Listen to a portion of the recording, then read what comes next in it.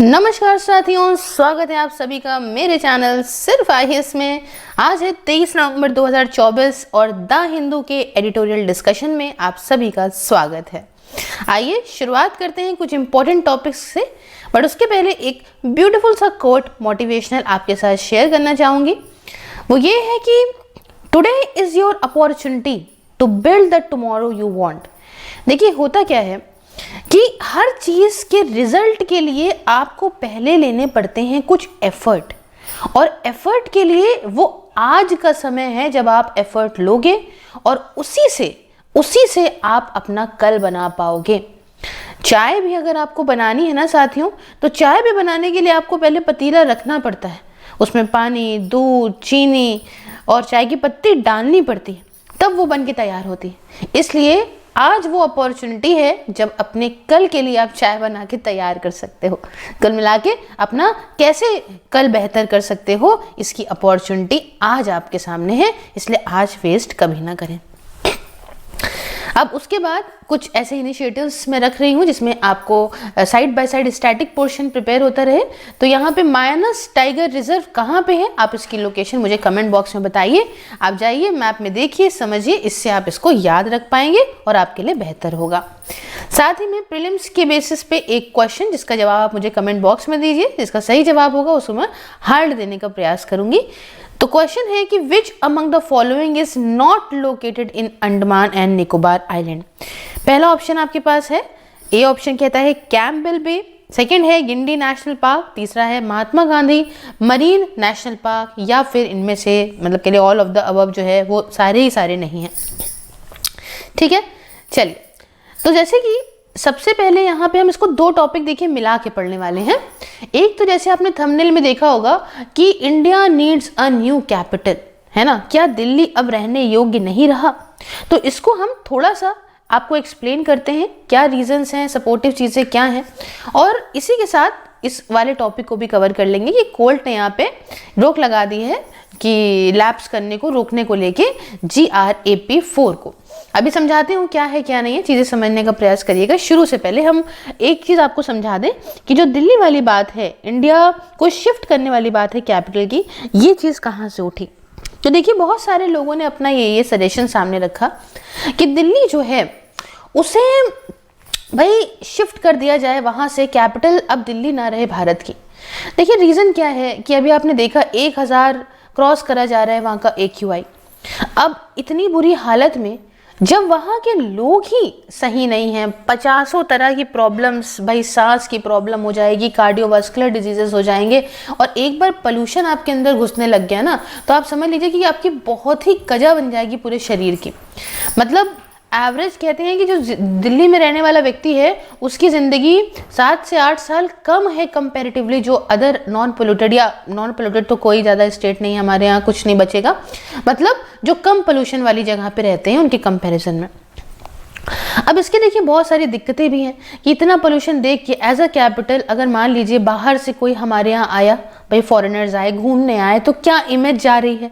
अगर मान लीजिए कोई भारत में आया, उसने कहा कि भैया ये तो डेवलपिंग कंट्री है और बढ़िया यहाँ रिजल्ट मिल रहा है, भाई देख रहे हैं देश दुनिया भर में नाम हो रहा है, तो चलो भाई यहाँ पे बिजनेस शुरू करते हैं। तो भाई वो आएंगे, देखेंगे ऐसी बुरी हालत, तो क्या बिजनेस शुरू करेंगे कि भैया यहाँ आदमी मर जाएगा, बिजनेस कौन करना चाहेगा। तो एक तरीके से अब आप देखिए ना, जब कोई आता है, नेता आता है, कोई बाहर से आता है, तो हम लोग क्या करते हैं, सड़कों पे आपने देखा होगा कि जो है वो नगर निगम या ये सब बढ़िया आराम से फूल पत्ती और नए नए पेड़ लग जाते हैं, और उनके जाने के बाद वो पूरे पेड़ हटा दिए जाते हैं। किस लिए? ताकि जब वो गुजरे हैं, तो जब वो निकले हैं वहाँ से, तो देखें कि वाह कितना सुंदर शहर है। तो दिल्ली के अंदर इतना ऑल ओवर द वर्ल्ड इतना फेमस जगह और इस तरीके से ऐसी बुरी हालत उसकी होना, तो इससे ये सवाल उठे कि क्यों ना दिल्ली को शिफ्ट कर दिया जाए, वहाँ से कैपिटल के तौर पे शिफ्ट कर दिया जाए। पर देखिए इसमें भी बहुत सारी दिक्कतें हैं, एक दिक्कत नहीं है, मेन दिक्कत है पैसों की। अब पैसों में भी ज़रा बहुत पैसे नहीं, बिलियंस ऑफ डॉलर्स खर्चा हो जाएंगे। अभी आपने देखा कि जब इंडोनेशिया ने अपनी कैपिटल को शिफ्ट करने का प्रयास किया तो उसमें उसी के 40-50 बिलियन डॉलर खर्च हो गए। तो जहाँ पे वहाँ अभी भी वो कह रहे हैं कि 2045 तक वो शिफ्ट कर पाएंगे। ऐसे ही यहाँ पे कई जगह पे आप देखिए कि भाई चाइना जैसी कंट्री भी है जो क्या कहती हैं, जिनका क्या कहना है कि भैया हम अपनी बीजिंग जैसे शहर को उन्होंने साफ कर लिया। तो अब लेकिन उनके पास इतना पैसा था तो उन्होंने साफ कर लिया। भाई हमारे पास इतना पैसा नहीं है, और अगर हम यहाँ बिलियंस ऑफ डॉलर खर्चा करते भी हैं तो अभी इतना आसान काम नहीं होगा इसको शिफ्ट करना, क्योंकि देश के अंदर जो ज़्यादातर शहर हैं वो सभी पोल्यूटेड हैं। कुछ ऐसी बात नहीं है कि बिल्कुल नहीं। हाँ, साउथ में आप चले जाइए, एक आध भले पा लीजिए, लेकिन उसके अलावा आप हर जगह पे ही पोल्यूशन आप देखने को पाओगे, है ना। उसके अलावा अभी देखिए मेन जो सबका तर्क है वो ये है कि भाई नया पार्लियामेंट बना है, इतनी आसानी से उठा के पार्लियामेंट नहीं चला जाएगा।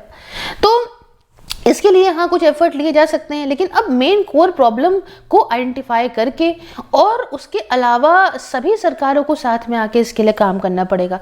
अगर एक गवर्नमेंट दूसरे गवर्नमेंट को ब्लेम सेंट्रल को करेगी, स्टेट गवर्नमेंट ब्लेम सेंट्रल करेगी स्टेट को ब्लेम, तो उससे आज क्या कभी इसका सोल्यूशन नहीं निकलेगा, क्योंकि एट द एंड क्या होगा कि जो है वो इंसान जो है वही परेशान रहेंगे जो वहाँ रह रहे हैं, सिर्फ ब्लेम गेम चलता रहेगा। अब बहुत सारे जो भी रीजंस हैं, भाई पराली जलाने की बात होती है वो भी, लेकिन इतना थोड़ी ना हो जाएगा आफत, है ना। बहुत सारे अलग अलग रीजंस दिए चले जा रहे हैं, लेकिन अभी क्या है कि इसको इम्प्रूव करने के लिए एक बहुत ज़रूरी बात यह है कि इस पर बिल्कुल ही रिजिड तरीके से एफर्ट लिए जाएँ। भले वो व्हीकल को लेकर बात हो, चाहे वो जितना भी खर्च हो, भाई किसानों का जो भी खर्च हो जाता है कि एक्स्ट्रा होगा तो हम जला देते हैं पराली, तो भाई उस सब के लिए भी गवर्नमेंट फंड करे या कुछ ऐसा करे जिससे इस शहर को भाई बचाया जा सके, क्योंकि इससे पूरे वर्ल्ड में हमारी इज्जत जो है वो दांव पे लगती है। उसके अलावा इज्जत तो इज्जत, यहाँ पे रहने वाले लोगों के साथ भी बड़ा ज़्यादा जुर्म होता है, ठीक है। तो इसको हमने शिफ्ट करने को लेके पूरी आपको बात बताई। अभी अच्छा बात क्या है, भी आपने 2-4 दिन पहले सुना होगा कि इम्प्लीमेंट हो गया है यहाँ पे GRAP दिल्ली के अंदर। GRAP क्या होता है? Graded response action plan 4। तो ये बात पहले डिस्कस हो गई थी कि भैया अगर जैसे मान लो बहुत पोल्यूशन बढ़ा है ना, 400 के ऊपर AQI गया तो एयर क्वालिटी इंडेक्स, तो क्या होगा कि वहाँ पे जो है GRAP लगा दिया जाएगा। तो अभी आपने सुना होगा कि GRAP की वजह से भाई बहुत सारे वर्क फ्रॉम होम हो गए, बहुत सारे स्कूल वगैरह बंद कर दिए गए, है ना। तो रिस्ट्रिक्शंस लगाई गई थी आपका हमारी नेशनल कैपिटल के अंदर। ये बात अभी मान के चलिए कि जो है पुरानी। तो अब ये बात चली यहाँ पे कि क्यों ना भाई जो है अब इसको हटा दिया जाए GRAP को, है ना। जहाँ सरकार ने बोला और एक काम करते हैं, अब तो AQI जो है वो 400 के अंदर आ गया है, तो इसको हटा के जो है GRAP 2 लगा दिया जाए, है ना, 2 स्टेज लगा दी जाए।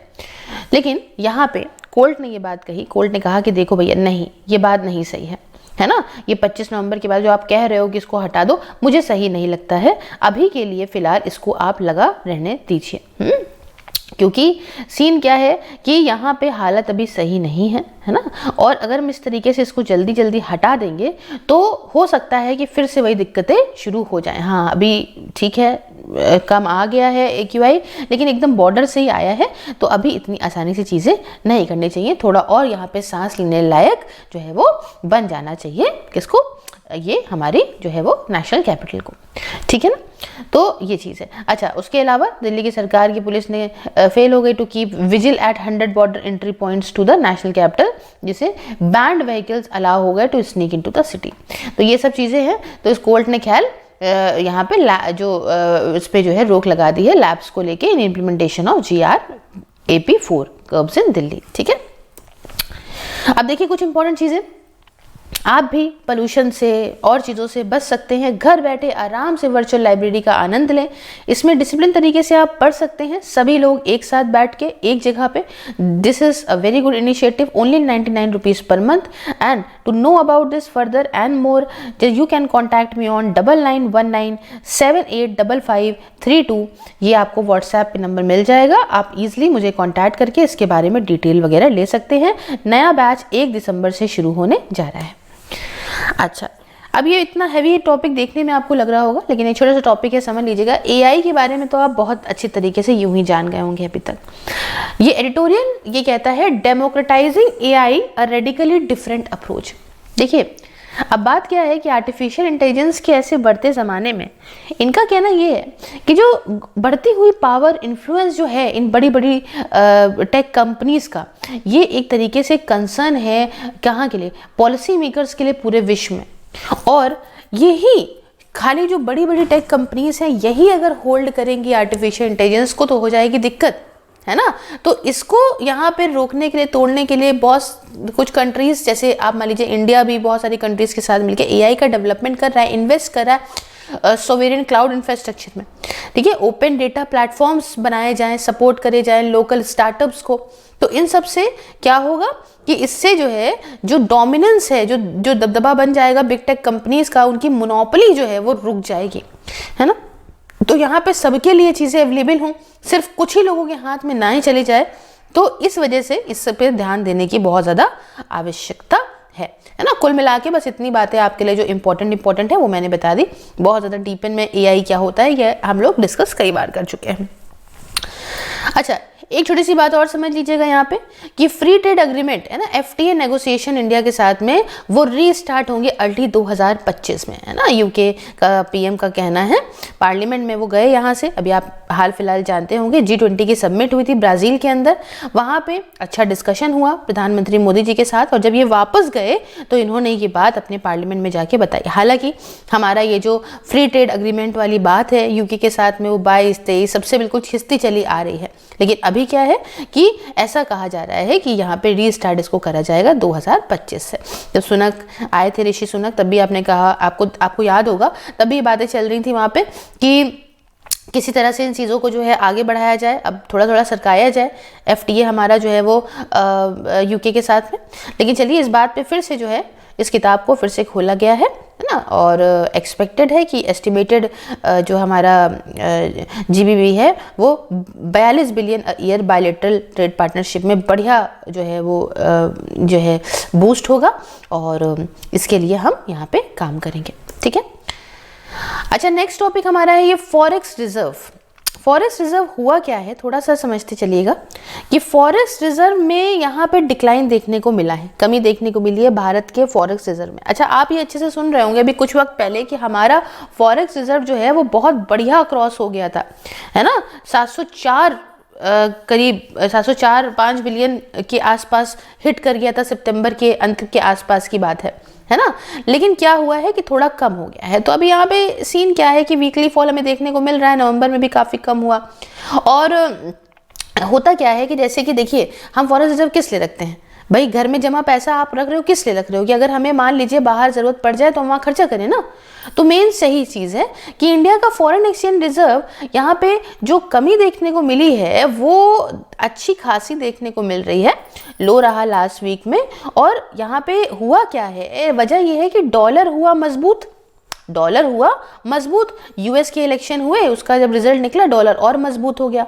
और सेंट्रल बैंक ने अपने आप को अपनी भैया करेंसी बना, हमारी जो है वो एकदम ऐसी की तैसी ना हो जाए, इसलिए अपने रिजर्व से यहाँ पे निकाल के पैसा और क्या करा, उसे बेचा ताकि हमारी रुपी डिक्लाइन को रोका जा सके, ठीक है। तो रिजर्व इससे कम हो गए, करीब यहाँ पे 17.8 बिलियन से वीक में नवंबर 15 के। और मोस्ट अवेलेबल डेटा भी देखें तो इसमें पुराना डेटा भी रहा है ना, इसमें हमारा 1998 में कुछ कम हुए थे डेटा वगैरह, 2003 इनकी बात है। फॉरेन रिजर्व जो है फॉल हो गए थे शॉर्टली नियरली 30 बिलियन से लास्ट 6 वीक्स में हमें देखने को मिला है। और ये 47 बिलियन जो है वो कम रहे हैं from the record of high. मैंने बताया ना सितंबर के महीने में 704 बिलियन थे, अब ये कुछ 47 बिलियन से कम हुए, ठीक है। अब देखिए मैंने बताया चेंजेस जो आए इस फॉरेन करेंसी एसेट्स में, ये वजह क्या है कि सेंट्रल बैंक इंटरवेन कर रही है फॉरेक्स मार्केट में, एज वेल एज ये है कि भैया हमारा चीज़ें जो है वो बहुत कम ना हो, इसलिए इनको सेल करना पड़ता है, इसीलिए तो फॉरेक्स रिजर्व रखा है। और किस लिए रखा हुआ है, फॉरेक्स इन्वेस्टर्स जो हैं इन्होंने नेट सोल्ड किया है लोकल स्टॉक्स को और बॉन्ड्स को करीब $4 बिलियन के नवंबर तक के लिए सो फार, और इतना जो है इन्होंने अक्टूबर में विड्रॉ किया था। तो मुद्दे की बात यहाँ पे मैंने आपको बताई, बाकी सब आगे बैंक वगैरह का है, कैसे हैं, क्या लॉस है क्या नहीं, वो बताएं। चलिए यहीं तक डिस्कशन करते हैं इसका। जो भी सजेशन है आप मुझे कमेंट में दे सकते हो। बाकी आप हर जगह मुझे फॉलो कर सकते हो। ये वीडियोस मैं फेसबुक पे भी डाल दिया करूँगी, तो आप वहाँ भी चेकआउट कर सकते हो। बाकी इसकी आपको PDF चाहिए तो आप मुझे टेलीग्राम पे फॉलो कर लीजिए। इंस्टाग्राम और ट्विटर वगैरह सबके लिंक डिस्क्रिप्शन बॉक्स में है। आप मुझे सपोर्ट करने के लिए ज्वाइन बटन को प्रेस करके मेरी मेंबरशिप को ज्वाइन कर सकते हैं। इसके अलावा वर्चुअल लाइब्रेरी के इनिशिएटिव्स की सारी डिटेल्स मैं डिस्क्रिप्शन में भी डाल दूंगी। आप मुझे कॉन्टैक्ट कर सकते हैं उस नंबर पर। जय हिंद, जय भारत।